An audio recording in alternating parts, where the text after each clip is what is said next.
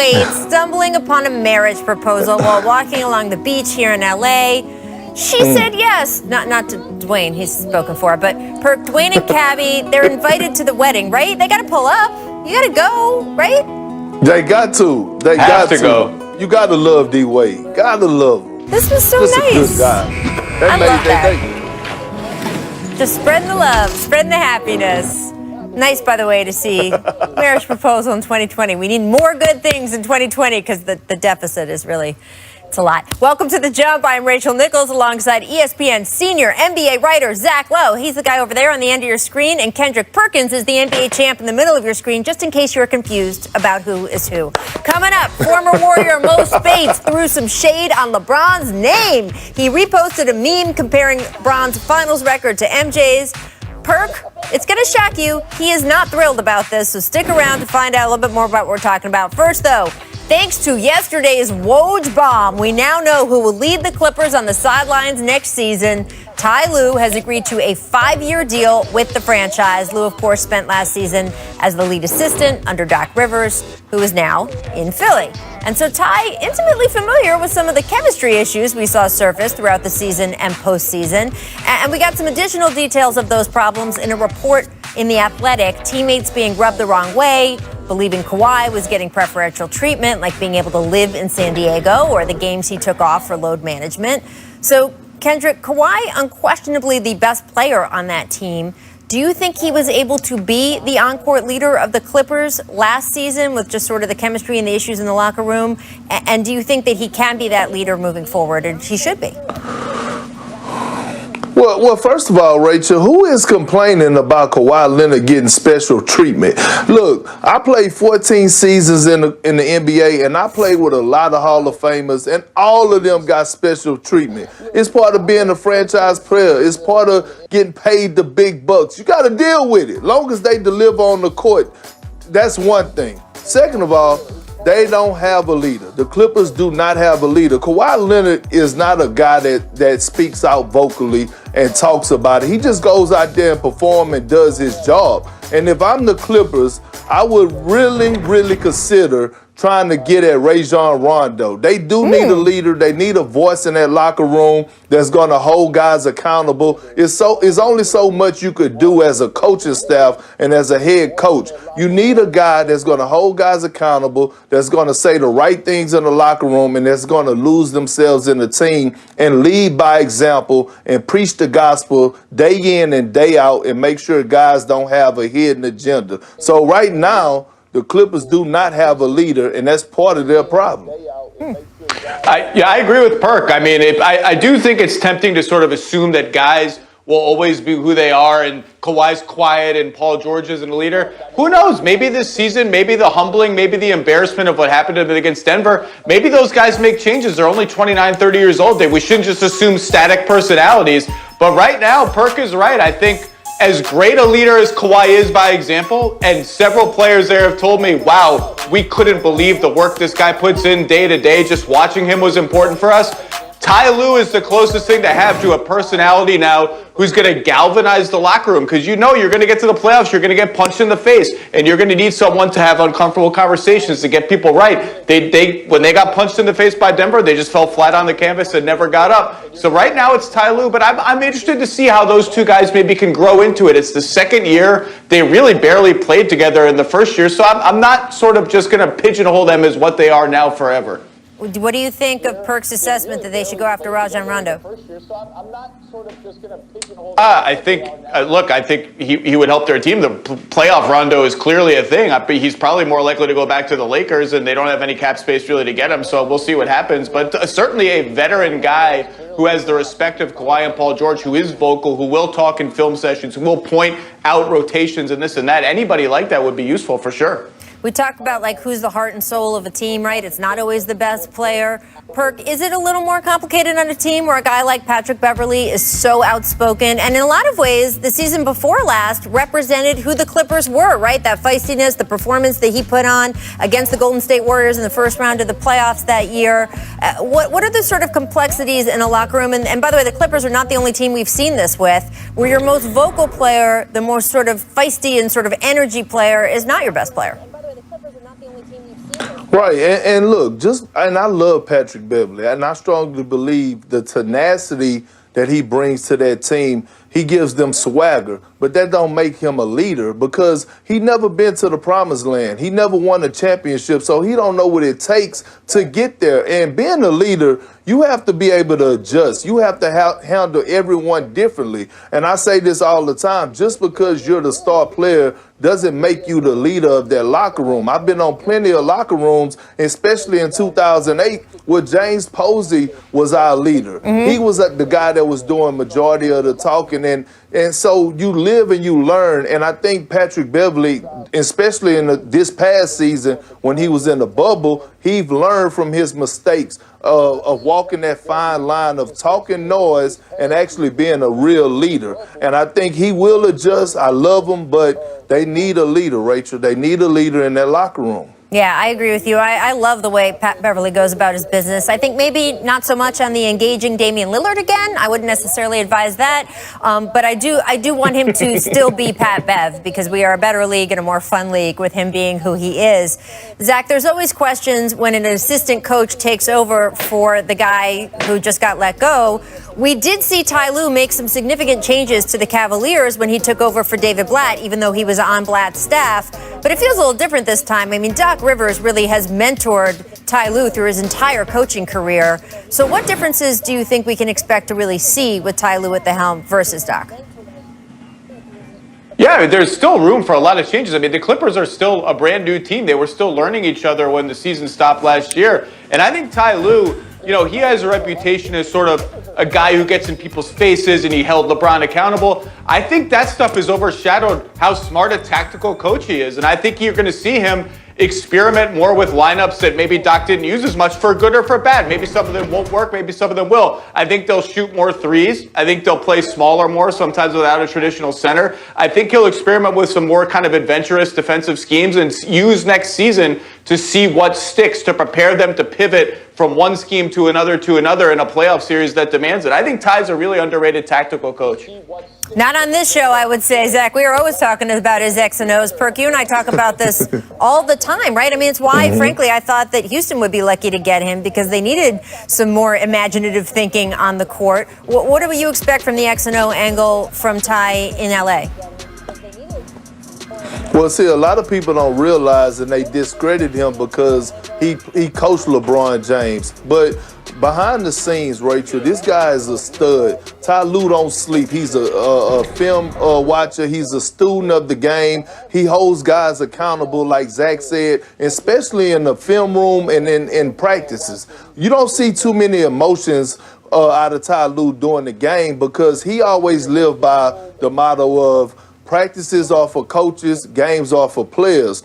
But he's going to hold guys accountable, and he also is able to relate to guys. Like, this is a team that needed a different voice. No knock on Doc Rivers, but they needed this young blood in Ty Lue that's going to be able to relate to them on and off the court. And this is why I say this is a players' league, because if anyone has any doubt that Kawhi Leonard and Paul George didn't have a say in this Ty Lue hiring, they're in denial because franchise players, have a say in who they want. Of course. And I think Ty Lue voicing his opinion while he was an associate head coach played a huge part in this hiring and Doc firing. And Ty's range of experience, who he's played with, who he's coached, whether it ranges from Shaq and Kobe, Tracy McGrady, Kevin Garnett, yourself, obviously, Perk. I mean, there's so many, LeBron, we talk about all the time, but there's so many different playing styles that he has been able to sort of be part of. He's definitely a scribble on the back of a napkin, plays on the back of a napkin guy. I've seen him do that. He loves tinkering so much. I've had guys say to me, I think he's making changes just to make changes because he is so interested in the game and the mechanics of how it works. So I am always excited when he gets sort of at the helm of something to see what he does with it. He's going to take the Clippers out for a spin, and we're going to see just how much they got under the hood. All right, coming up, Spencer Dinwiddie from the Nets. He's going to be joining us to discuss his We are now joined by Brooklyn Net, bon vivant, man about town, tech genius, Spencer Dinwiddie. Thank you so much for joining us on behalf of your new app called Galaxy for influencers and athletes. Clearly, I'm neither one of those things because I can't even pronounce it. We got Perk with us, who is both an influencer and an athlete, however, so you can sell him your venture. Give us the pitch.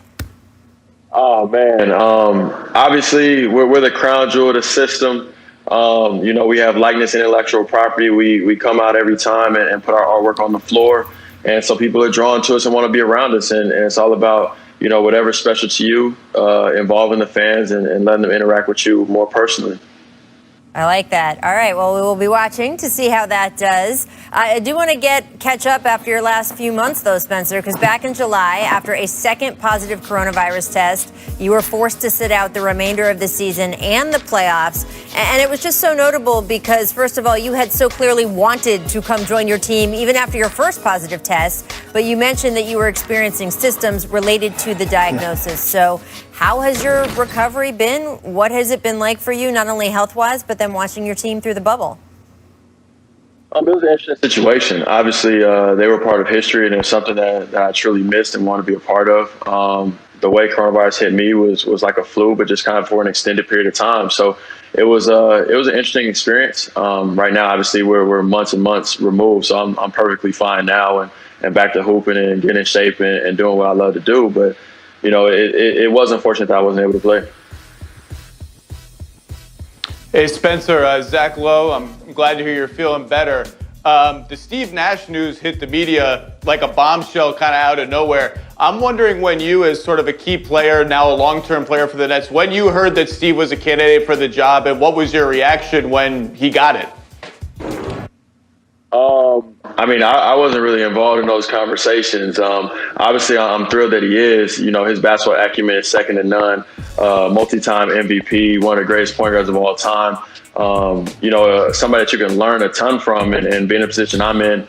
He also kind of had a career where he played some of his best basketball late. So, just a career arc and career path that I would love to follow. So, it's a match made in heaven for me personally. I think for our team, it's great. He has a great relationship with KD and Kyrie, which is extremely important because they're the guys on our team.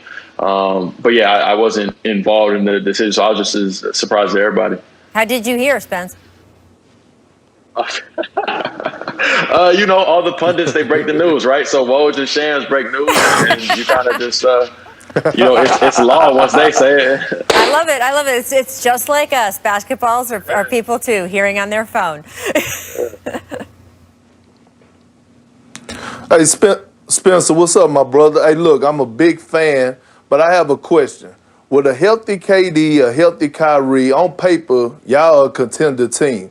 I want to talk about you, a 27-year-old stud just scratching the surface of his prime. I'm a big fan of yours. I believe that you're a starter in this league. I want you to talk about your role going into next season and what you see yourself doing and fitting into this team with the Brooklyn Nets and what your plans are for us contributing on the court. Obviously, we don't know who's going to start and who's going to come off the bench as of right now, and that's the KD and Kyrie excluded, of course.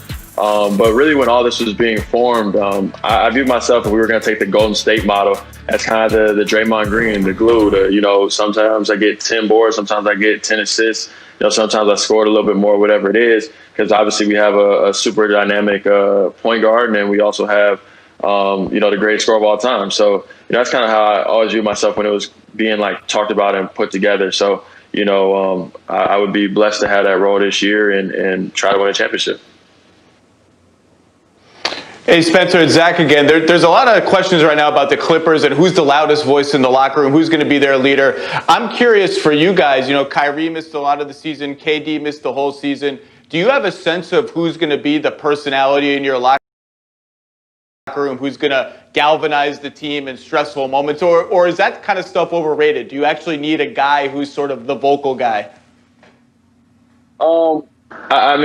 Sometimes we get too hung up on words, so I don't know if it's about that necessarily. Obviously we have Steve Nash and Jacques Vaughn manning the helm, and they're going to use their words plenty, and they're accomplished basketball players and former NBA guys, obviously, in their own right.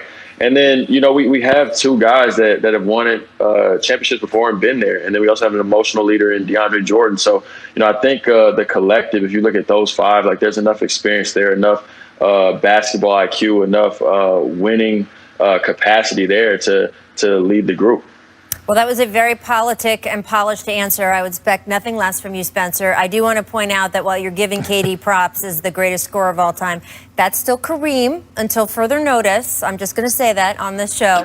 But I appreciate the fact that you're so supportive of your teammates, and I think that's awesome and speaks to kind of the spirit you guys have. I'm not going to let you off the screen here, though, without playing America's favorite game. What were you thinking, Spencer Dinwiddie? You tell us what was going through your mind during these moments. First question, what were you thinking when you posterized Tobias Harris? Because you had some serious bounce on this dunk, and your teammates really got into it, too. I think on the play before I got fouled, and so they didn't call it, so I was mad. And because I don't dunk much, but then like I do have a 40, so like I had to kind of pull it out. And then also with Tobias, he's my former teammate. So I was like, hey, on your head, big dog, on your head. Did you get any reaction from him?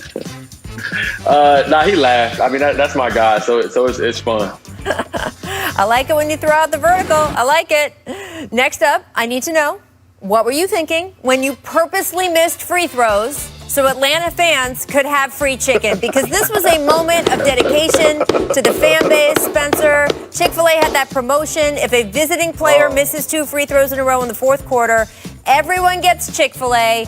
What made you so charitable that night? We were winning. I was in a good mood, and then it was just like, hey, like, whatever. Like, if I missed a shot long, I probably intended to, because I never missed shots long. So, man of the people. I said, here y'all go. I'm telling you, this is love and a generosity of spirit, really, to the opposing fans. And I think that cannot be overlooked.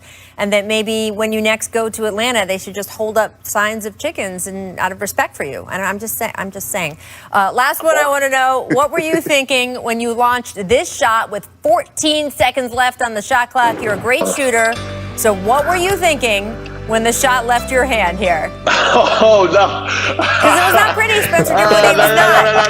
No, that was going to be a lob. That was a shot that turned to a lob. Where exactly did it turn into where? No, look at the trajectory. Watch. Like, I go up to get ready to shoot, and then I get ready to throw the lob. But Jared, miscommunication. That's all on me. I believe it. I'm just saying that, you know, on your career highlight reel, the chicken will be on there. The chicken will definitely be on there, and that may not be. Spencer, thank you so much for joining us. Good luck with Galaxy. Please come back soon. We always love hanging out and talking to you. You got a lot of excitement coming on that team next season. We can't wait to watch it unfold. Thank you. Thank you. I appreciate it. Up next, guys, we're going to discuss which new coach is under more pressure next season. Doc Rivers with the 76ers or Ty Lue with the Clippers?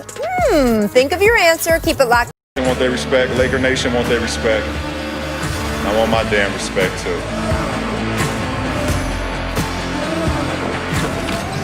Welcome back to The Jump. I'm Rachel Nichols, still here with Kendrick Perkins, Zach Lowe. We just saw a recap of LeBron and the Lakers winning the title. But LeBron apparently already moving on from his 4th title, because earlier this week he posted himself watching The Last Dance with the caption, "Back at it, doing my homework."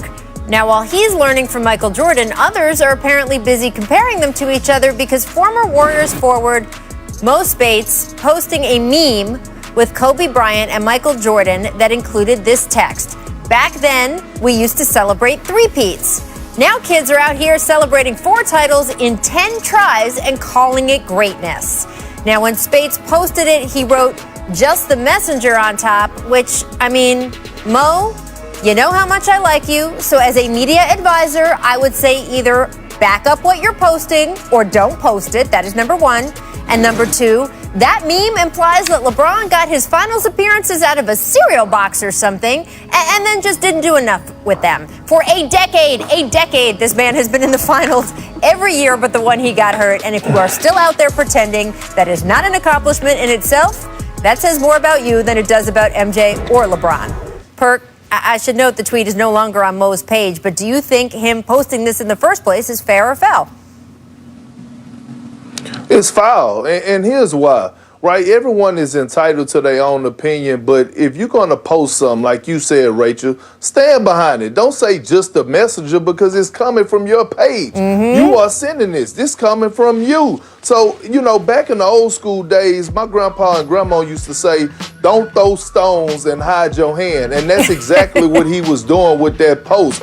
Own up to it. Stand behind your guns, because 30 minutes later, he made his account private when the LeBron fans got on him, and then he started backpedaling. It's okay. If you're going to speak on something, stand behind it. But to another point that you were saying, look, I understand how championships are praised, and they should be. But this is a team sport. This is not like boxing. This is not like tennis. This is not like golf, where championships define all of your legacy. This is a team sport, and sometimes it's a mixture of everything. Individual accolades, team accolades, everything. LeBron went to the finals over 58% of his career. He's been in the finals.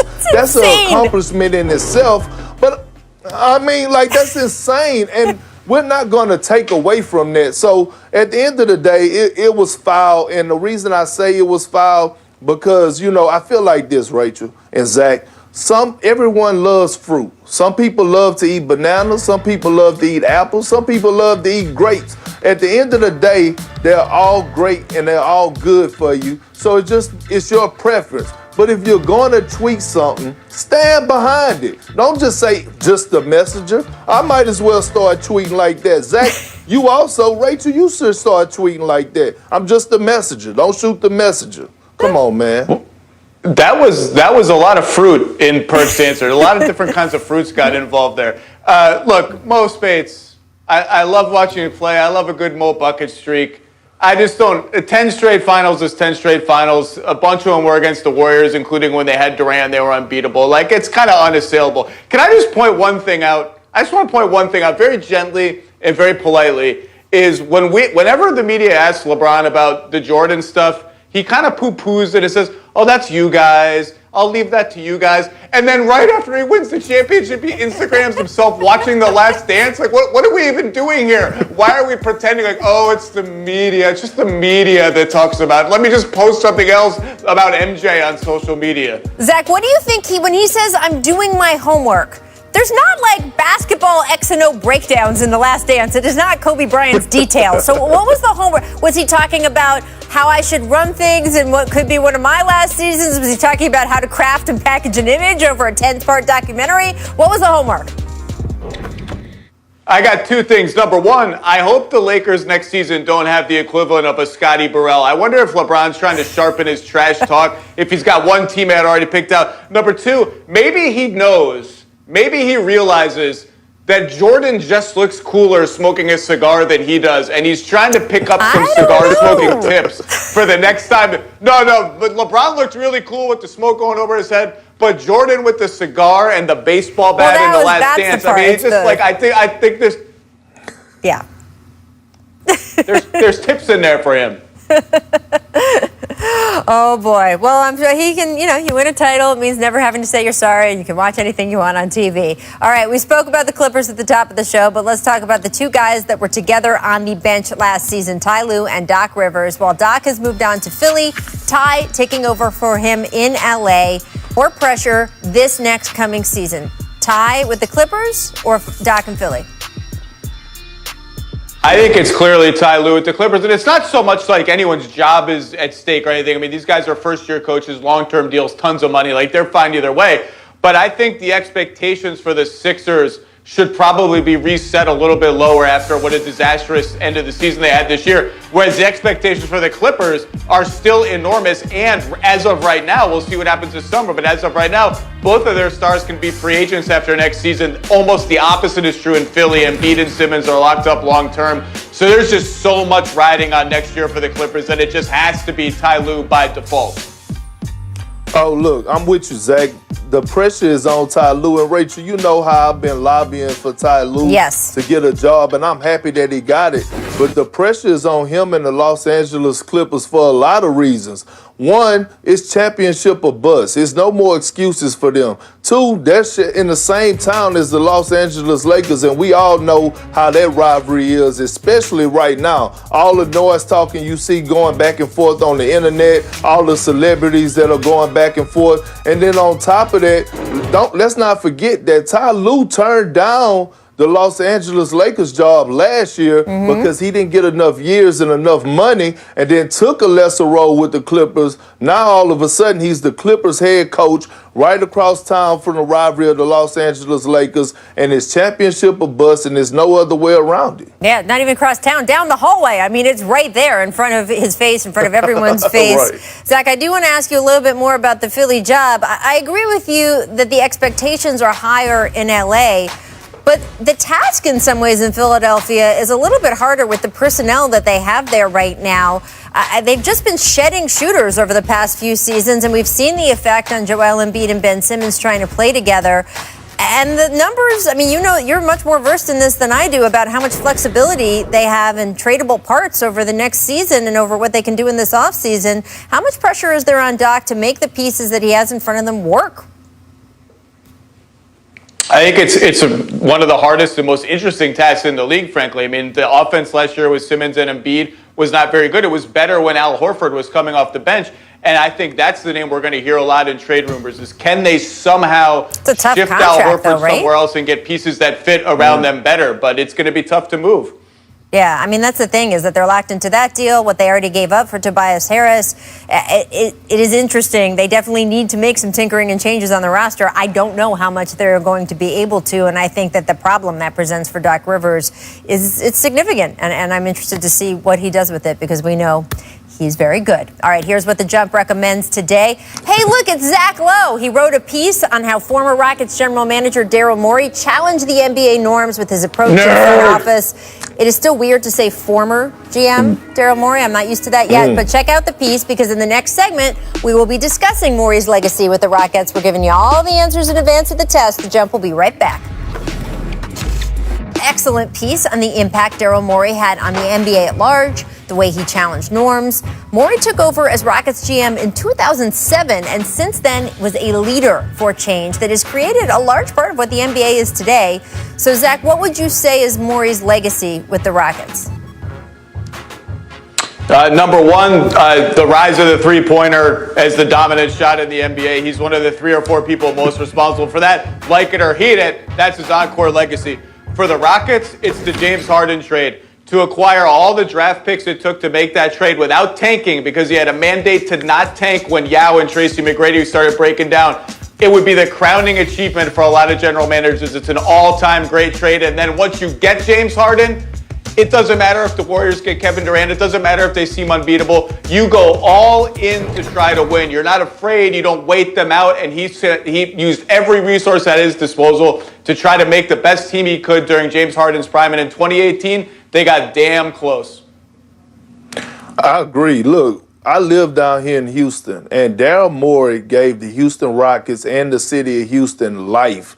Like when he made that trade for James Harden, all of a sudden, a couple years later, they were contenders. They wasn't even talked about. So I'm looking at Daryl Morey, and in my opinion, he set the bar for a lot of GMs because he was aggressive, he was fearless, he wanted to win, and he was in the moment. And I love how aggressive he was in trades to try to make it happen. When you look at his resume, especially over the last 5 or 6 years, about 4 of those teams that they lost to, all of them went on to win the title. So that says to me that he was actually doing something right. He went against some powerhouses in the Golden State Warriors, and then this year against the Los Angeles Lakers against LeBron James and Anthony Davis. So I think in the future, Daryl Morey would get another job. He deserved another job. I'm mad that he left the Houston Rockets organization because he's a hell of a general manager. Yeah, executive of the year in the past. And look, he is really one of the lead voices in bringing analytics into the NBA and the rise of the integration of that into front offices. And certainly some people think that has gone too far. But there is no doubt that having more information, more tools at your disposal makes you a better franchise. That is just a fact. And the fact that he just really brought about so much creative thinking. I think that spread across the league as well, that sports in general is a place where people look to what's been successful in the past. It's a bit of a copycat league, the NBA, and Daryl Morey really spurred the idea of, I don't really care what everyone else did. What can we do? What fits our personnel? What's going to make us the best? And I think that is going to be a big part of his legacy as well. The NBA has been better for having Daryl Morey in it for as long as he's been in it. I love the idea that he wants to take a year off maybe and spend some time with his family and just kind of recharge after what was the longest and most difficult basketball season for both him, the Rockets, and possibly the rest of the league. But I do hope that he comes back because, again, the NBA is a better place when Daryl Morey is around. Of course, the Rockets are going to have to move forward without him, so I want to look at that as well, guys. Three-point shooting, ISO heavy. It has been a distinct brand of basketball. You can see such a big jump in the Rockets' three-point shooting from the 2016 season, 2017, incremental increases each subsequent season. The Rockets had 4 of the 5 highest three-point attempts seasons in NBA history over just the last 4 seasons. Perk, do you think now with the GM gone, with the coach gone, the Rockets' style of play is going to significantly change because the personnel is still the personnel? Right, and I think they're still going to play small, but just them focusing on shooting three-pointers and getting layups, that's going to change. And they're going to have to realize that the mid-range is still there and it's still alive, and you need that to win a championship. And I'm also looking at it that you do need to add in a big man that could protect the rim. If you look at all the championship teams throughout the history of the NBA, they had a rim protector. And I know Dwight Howard left the Houston Rockets on bad terms. He also left the Los Angeles Lakers on bad terms and had the chance to make it up to him, and he did just that. If I'm the Houston Rockets, I'm looking at Dwight Howard, and I'm saying, I might want to consider picking him up in the offseason. He's low risk for high reward. He's still one of the most athletic bigs in the game today. He still can anchor a defense, and you could get him, and I think he will improve that team dramatically. Zach, Perk has been banging this drum all week about Dwight Howard. Zach, I was asking Perk on Tuesday, I think, does he want Dwight to do a whole redemption tour of all of his former teams? Because it would take a while.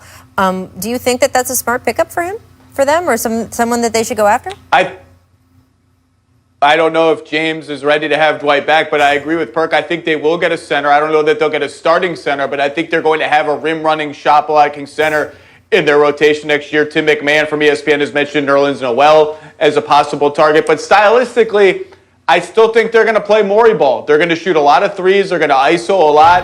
And they've gotten pretty far that way. To me, the biggest question facing them is not only their defense, but offensively, James Harden has to be a threat when he doesn't have the ball. He can't just pass the ball and stand near half court and wait for the possession to end. Perk has talked about that a lot. They need to just be a little bit more dynamic late in games against great defenses. We haven't seen enough of that. We haven't seen a lot of great big games like that from James when the chips are really down. So, and next year, look, the window's getting a little narrower for them. James and Russ are getting older. They don't have a lot of cap flexibility, and the West is going to be absolutely loaded next year. Like, the window's getting a little smaller. Yeah, and when you look beyond that, you then start to have years with no picks, right? Or the pick swaps or the picks that they've given away. So there's a lot of win now going on in Houston.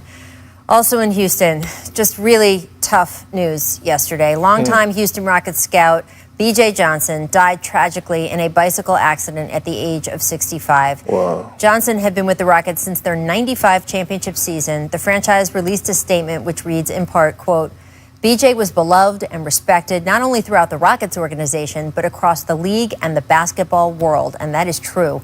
Daryl Morey added, before I came to the Rockets, Chris Wallace told me the greatest scout in the NBA was BJ Johnson, and I should talk to him first. I followed his advice, and what followed was an amazing 14-year friendship. He was by my side for every key decision. I can't believe he is gone. And Jamal Crawford shared, no, not BJ Johnson. He said, when I was an unproven rookie, he helped me get a lot of the confidence that I had a bright future, even when I didn't see it, Jamal wrote. He said, I wasn't even on his team. He always had some words of encouragement or just kept it real with me. Prayers to his family. Johnson is survived by his wife, Claudette, his son, Bijan, and two stepchildren, Michael Mitchell and Sierra Brown. Claudette summed up her late husband perfectly in this statement to the Houston Chronicle, quote, BJ was always true to himself. He never met a stranger, never. He never shut his mouth. He talked forever. Everybody was family to him. It wasn't about the game. It was about loving the game, which he did with all his heart. He loved the game of basketball, loved his job.